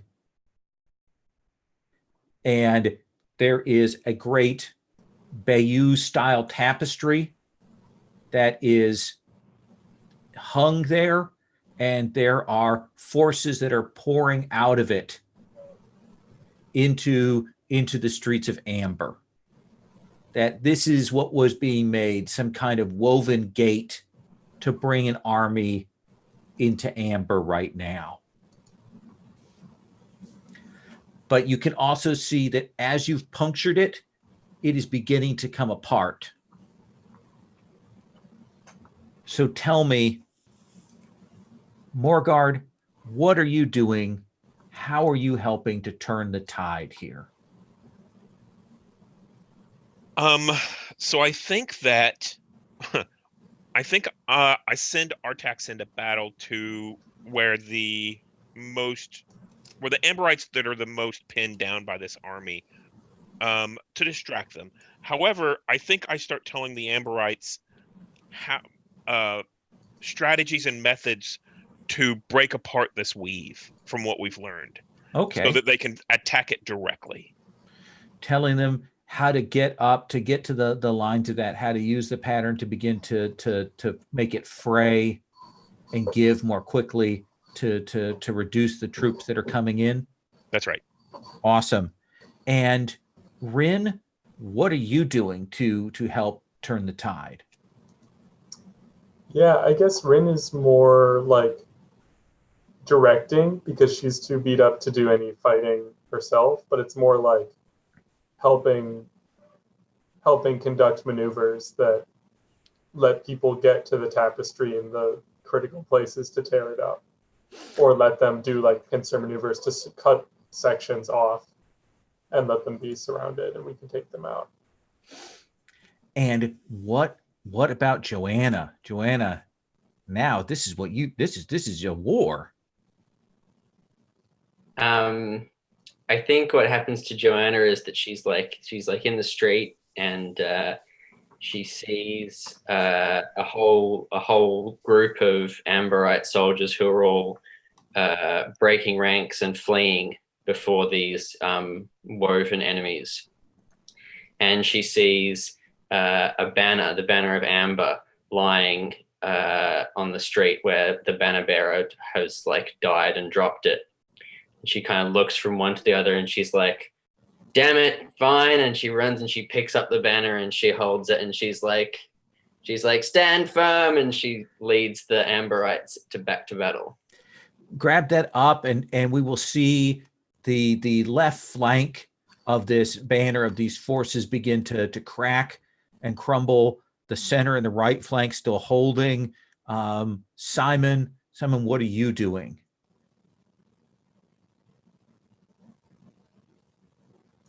I'm remembering where my loyalties lie, and I immediately pull out my Benedict trump card. And I try and get in contact with him again, see if things have changed. And he is still in prison. Do you pull him through? Absolutely. Then I think there's that moment. And what does that look like? How is it that you get him out of these chains? So I think this is actually like the strength and endurance certainly help here, but I think this is as much a test of my psyche, because I think there's a sense of like when I put my hand through, there's more of a materialization on the other side than is normally there, and I just kind of like use the connection to like try and pull the chains through the trump with Benedict, but use the transition of the trump to rend them apart. I like that. And we will see those snap and shatter as you come through. Benedict catches his breath just a moment and then immediately moves to that right flank and begins to turn the tide there. Mm-hmm. Morgar, you've given them orders. The center of this thing is sort of collapsing. You see the forces are turning back. What do you do? So as the route starts, I think I push forward and start working on, what's the right word? Setting up defenses. Okay. So basically, we're pushing them back, and then I'm closing the parts of the tapestry where they can't, push forward anymore through the tapestry itself. Yeah, absolutely. Taking that down, setting those barricades, cutting off the passage, blocking them from pressing any further on. Joanna, there's just this center that is holding at this moment. The Morgard is setting up the defenses. What are you doing? How are you finishing this off? What are you looking for? What are you doing? I think I'm gonna shapeshift into my ogre form again. So I'm gonna be big and red-skinned and monstrous. But this time, I guess I only have one hand because I've lost apparently. But my one hand that remains, let's say it was my right hand I lost, and my left hand is just like formed into a giant pair of scissors. And I'm just laughing and just like snipping all of these weave people. And as this turns, as the battle begins to shift, how is it that you help to close the deal, Rin? Yeah, I think that Rin, like, in a lot of ways, the tapestry is woven in the similar way that the trumps are created, and that the gate has a lot of similarities. And that Rin is kind of deconstructing the core, like, first component. Like, you have to start weaving a tapestry from one place. And so, like, there's a lot of the power of the gate is stored in that first, like, stitch there. And Rin is kind of symbolically unweaving that in the same way that you would paint the picture. Absolutely. And we will see the last of that weave go. The armies pushed back off the cliffs or into the bodies of water that are here. And it is just down to the last mopping up. And finally, Benedict will catch his breath and come to where you are, Simon, and will say, you need a healer. What I need is to find the other Catherine. The one who did this is gone.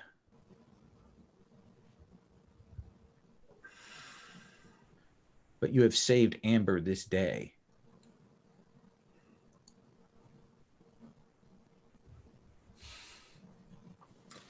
I will take solace in that for now, then. And Benedict will turn and will look at you with more regard than he had before Margard, and will say, will you take Simon to the healer? Oh, of course.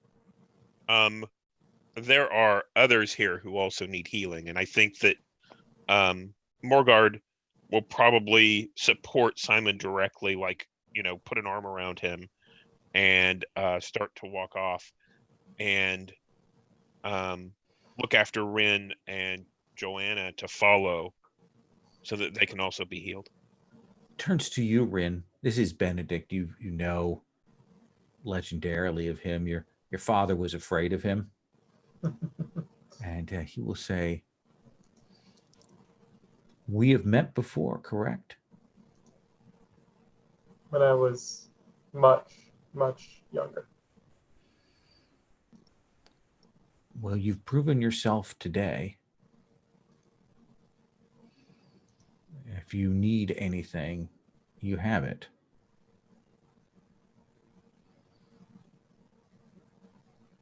I think Rin just considers that and then nods and turns to go.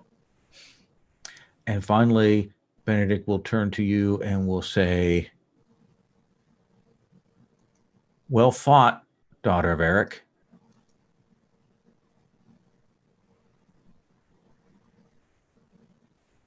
And I will kind of like put my hand to my chest like this, and I'll say, thank you. It was an honor to fight alongside you. Come, we will sit and I will have the story from all of your lips.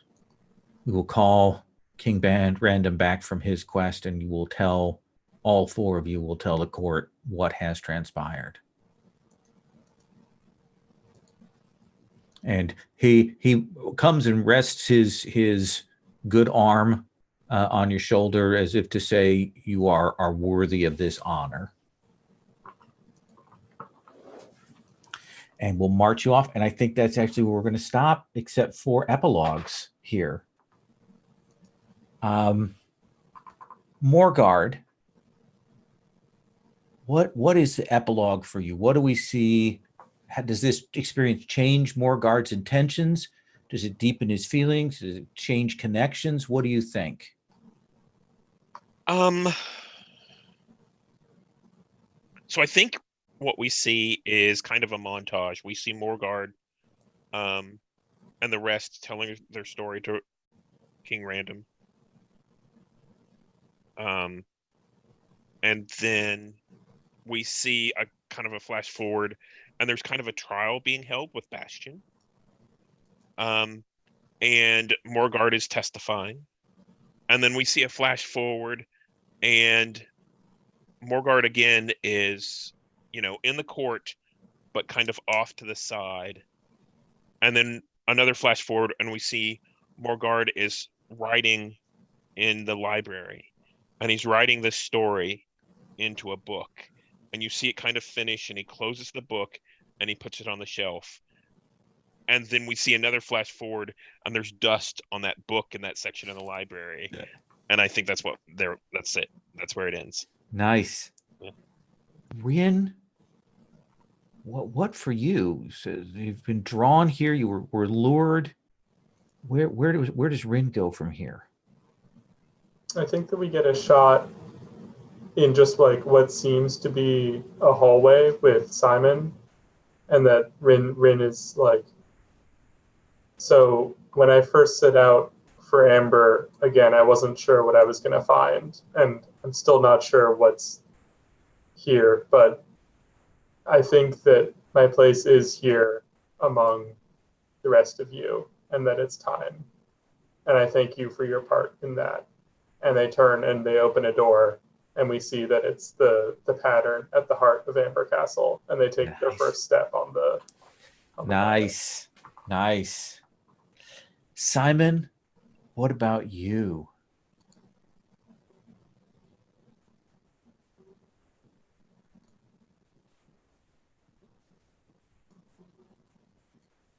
So I think Simon started out kind of known as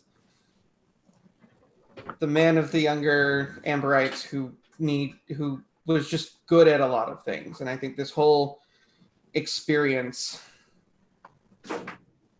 has him surprisingly shaken up.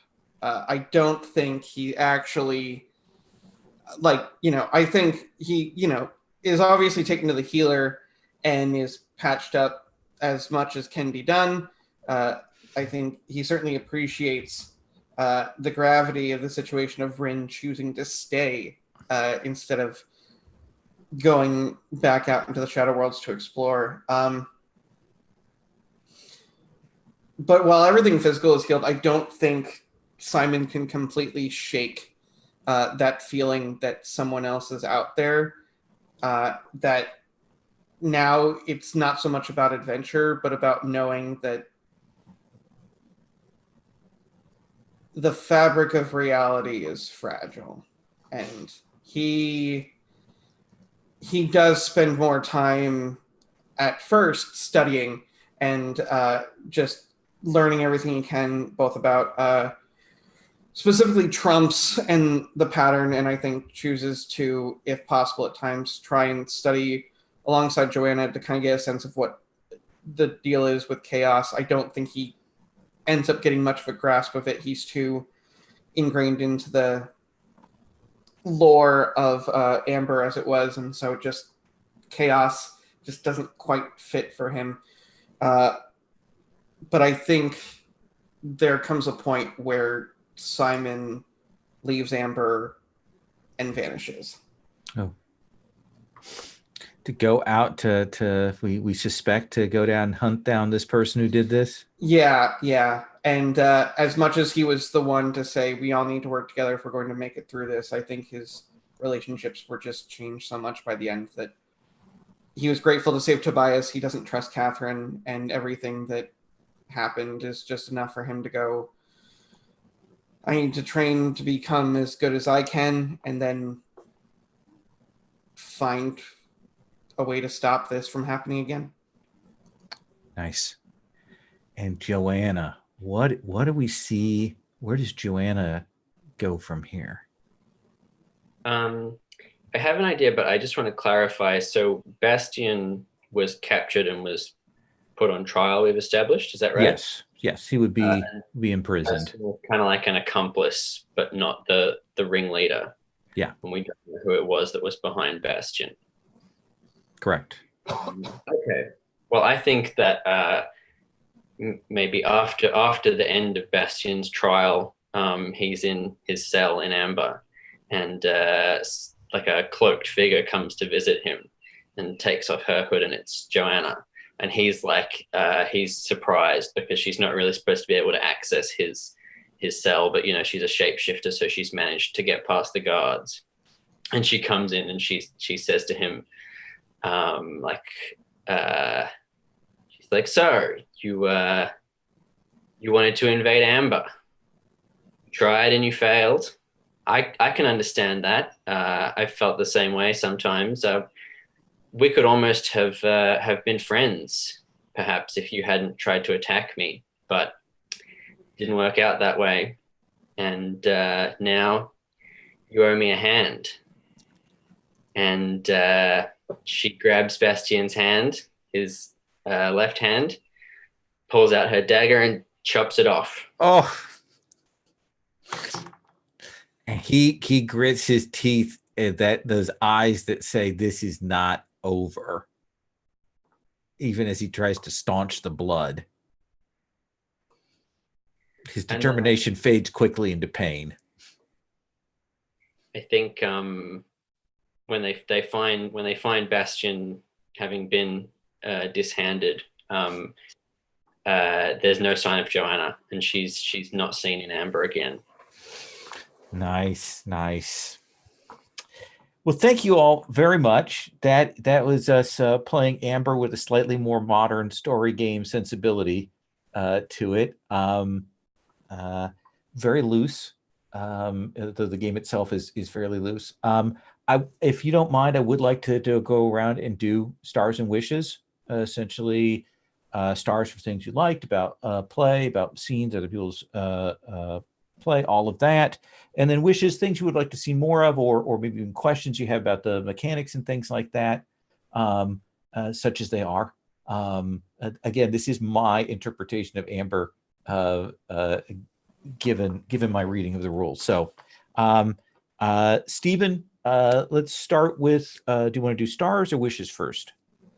Let's do wishes first. Okay, let's start with that. Let's do that round. Yeah. So for me, I found the mechanics to be really weird.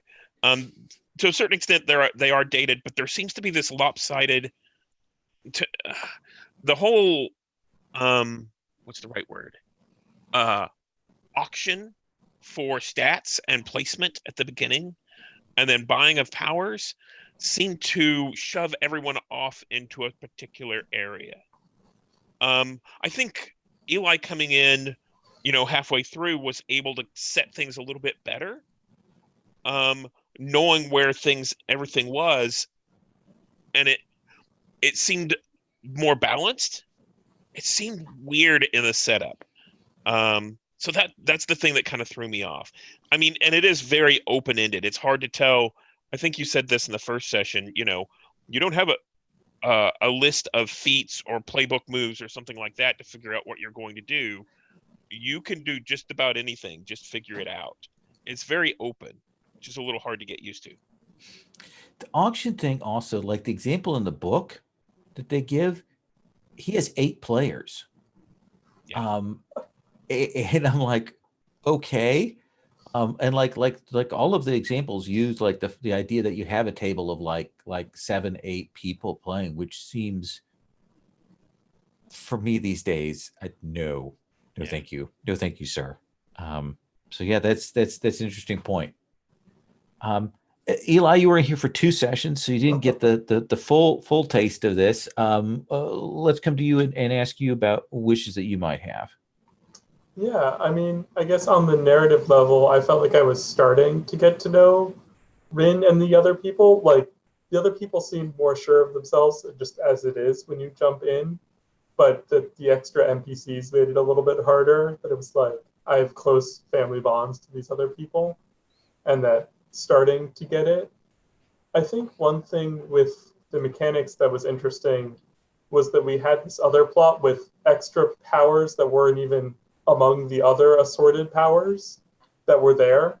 And so that made it kind of like a mystery thing that was cool going on, but it seemed like the powers in the text have fairly straightforward-ish like checks and balances on them, and that the addition of extra powers made there be even more guesswork than there already would be with the normal ones. That's a really good point about the setup that I used. That's a good point. It did potentially adds a whole another layer of complication when you're still trying to get used to what the cosmology and of the powers are. That's a good point. Yeah. So I don't know. I mean, I guess in some ways that's in part, like you said, because we're playing it like story gamers, and in the end coming together to tell a story where we all kind of cooperated and we weren't playing the normal, we're all gunning for the throne, in which case you want to know, well, if you have this power, I can block with this thing. Or if you have this power, I can block with this thing. Yeah. Peter, wishes?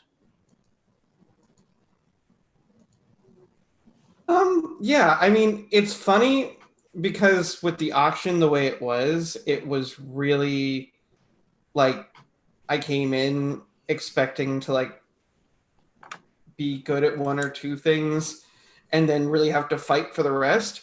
And like I came out with a lot and then still had to really fight for it. It like I felt like I was really good at stuff, and yet it like never quite panned out how good I was entirely in comparison to like everything going on. There were definitely times where I was like, oh, cool, so I can just clear that. But then there were so many other times where I was like, mechanically speaking, what? It was, I couldn't even that's fair, ask I couldn't even ask like specific questions in my mind of like, well, how do we get to this point? Because the whole nature of the game is, well, it's open. You can do whatever you want. And I'm like, okay, so I'll get creative and find out later if I can actually do it. Which was like both a blessing and a curse. Like it was more of a curse at times.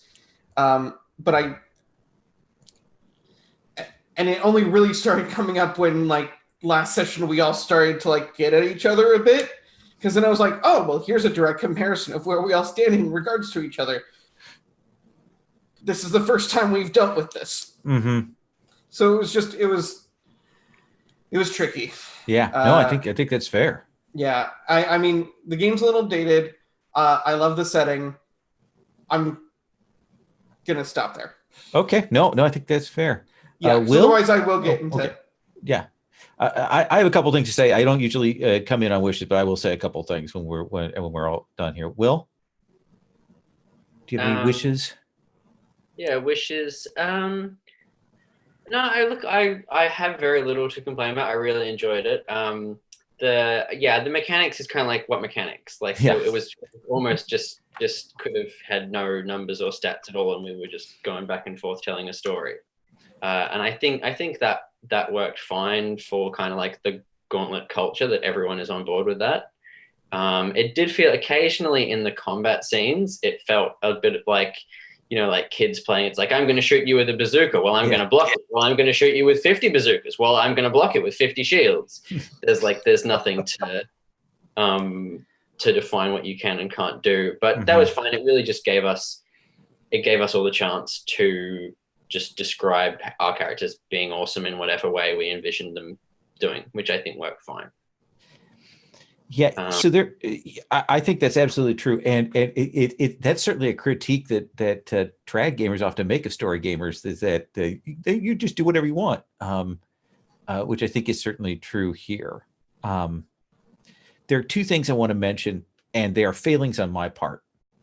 One is that the game has these relative stats, like your stats are relative to one another. But then you have outside things that are going to be at a different scale, are going to be above you, or going to have higher numbers than you. And I think that the way that the attribute auction makes you feel like, oh, I'm number one in warfare, so I'm going to be better than anybody in warfare. Well, no, you can be better than anybody amongst the four of you. And I feel that the way it's set up doesn't communicate that very well. I think that's a failing on the game, and maybe a failing on my part not to make clear what those are. That's one thing. Here's the other thing. This game demands that your GM is a dick. It absolutely 110% demands that your GM is consistently adversarial to you. There is an example in the book of a person using the Logris, and they say, I want to use the Logris to find the crystal ball. And the GM goes, well, what are you looking for? Well, I'm looking for this. And he uses the Logris, and he gets a thing that's wrong because he hasn't precisely described what it is. And he goes through this like 4 times. And a lot of the examples in the game are about the GM catching the player out on things, or making them describe things precisely, or waiting for them to make a mistake and then kind of wedging in on it. And that is a very 90s thing. That is a very 90s game design thing. And this game, I hadn't realized how much the narrative side of the GM is built on that. And I can't do that. I can do that a little, but there's a point at which if I'm going to do that, I want to go to the dice. I don't want to always have to be terrible. And so that's my perspective on it. That I felt like like I didn't do a great job with it because I couldn't be as awful as the game wants me to be. So that was very weird. I still had a good time. I mean, so don't get me wrong on that. Stephen, we've done wishes. Stars?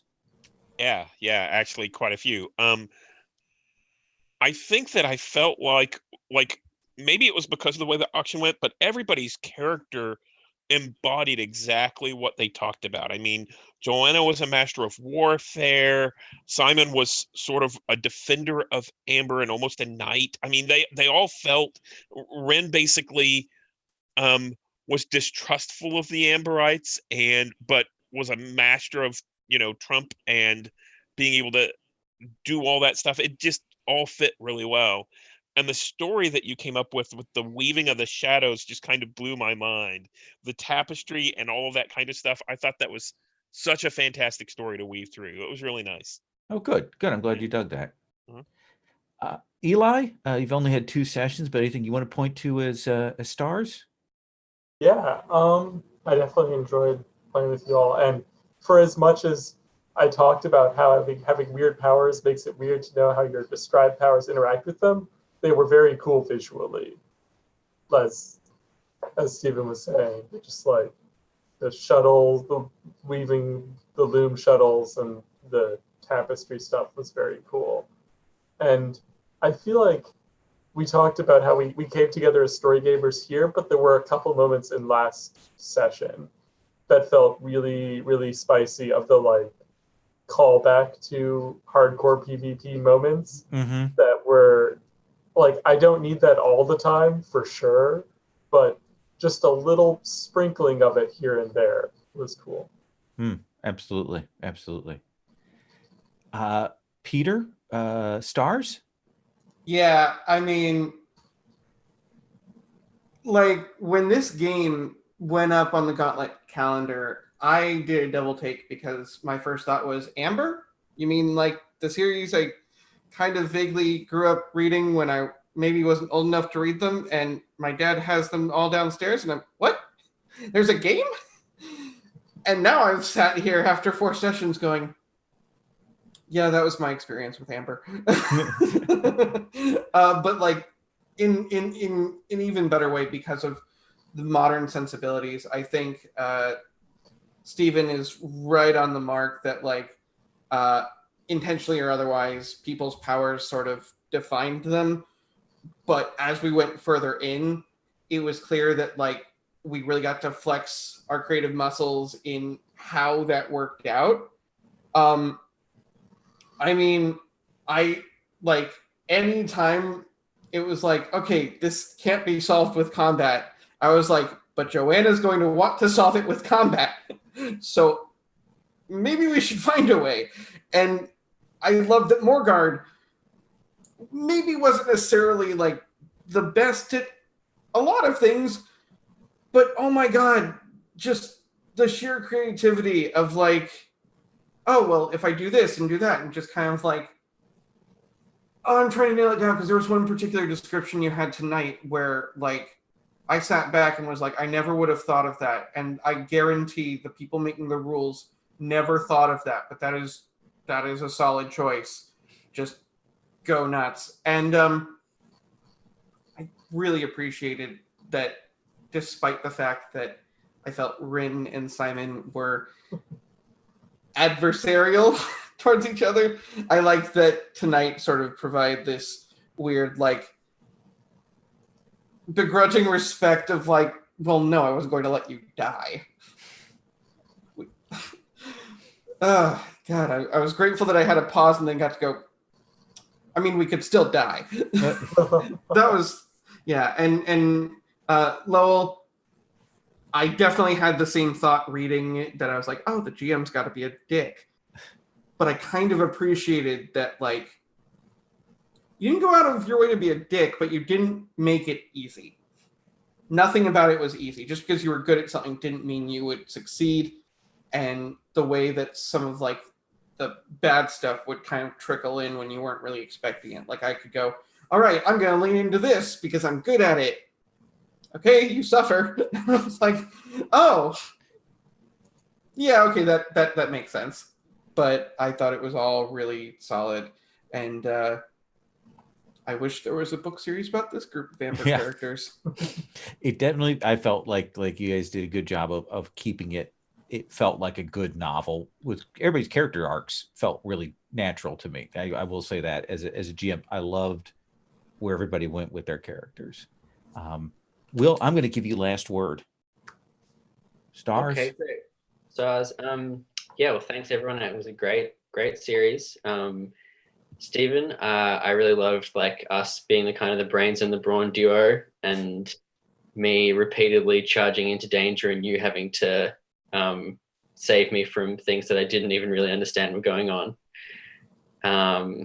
And Simon, I thought you were great. You were like, if this was a novel, you would be the main character because you're like the upstanding hero, and we would be like your sidekicks. And so yeah, I really liked that. And Eli, I think you did a great job of like jumping in halfway through, and like it's kind of hard when there's all this plot that's kind of already happened.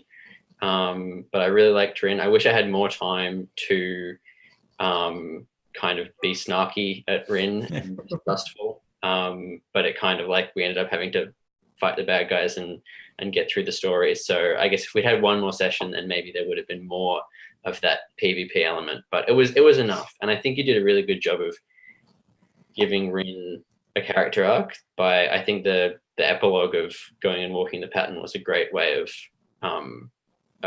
tying up that character in just 2 sessions.